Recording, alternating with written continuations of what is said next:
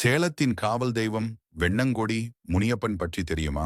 அந்த காசூரன் எனும் கொடியவன் தேவர்களை அழிக்க முயன்றான். தங்களை காக்கும்படி அன்னை பராசக்தியை தேவர்கள் நாடினர். அவர்களை காப்பதற்காக காத்தாயம்மன் என்ற பெயரில் தாயார் தோன்றினார். அவர் 7 புதல்வர்களை உருவாக்கினார். அவர்கள் அந்த காசூரனை அழித்தனர். பின்னர் அவர்கள் அனைவரும் ஒரே வடிவாகி கலியுகத்தில் மக்களை காப்பதற்காக பூமிக்கு வந்தனர்.